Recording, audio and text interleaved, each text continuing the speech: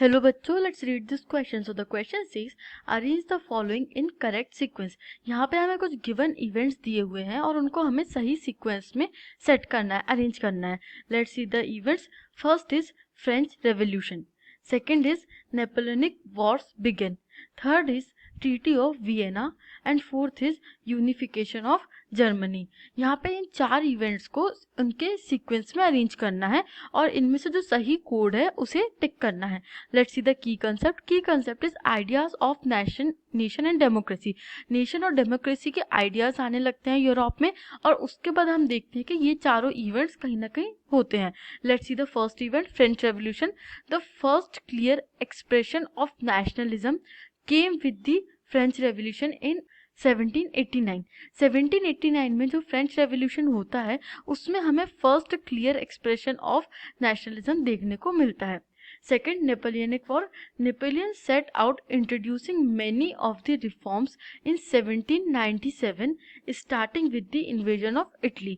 जो भी reforms France में देखे गए थे, नेपोलियन सेट आउट करता है, वॉर्स स्टार्ट करता है उन रिफॉर्म्स को इंट्रोड्यूस करने के लिए all over the Europe in 1797 और वो सबसे पहले स्टार्ट करता है with the invasion of Italy.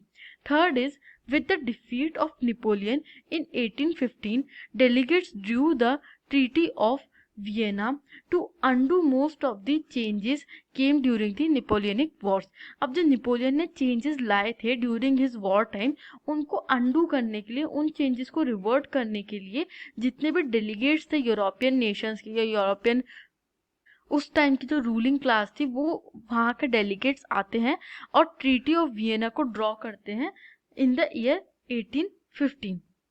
Fourth is, on the morning of 18 January 1817, assembly comprising of princes of German states, representative of army, important Prussian ministers including Otto von Bismarck gathered in the Hall of Mirrors in Versailles to proclaim the new German Empire headed by Kaiser William I of Prussia.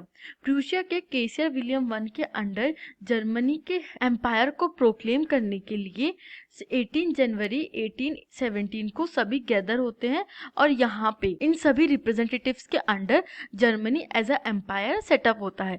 तो हमारा answer देख लेते हैं. According to the date सबसे पहला event होता है French revolution जो कि 1789 में टेक प्लेस होता है. उसके बाद नेपोलियन वॉर स्टार्ट होते हैं, ये 1797 में स्टार्ट हो जाते हैं.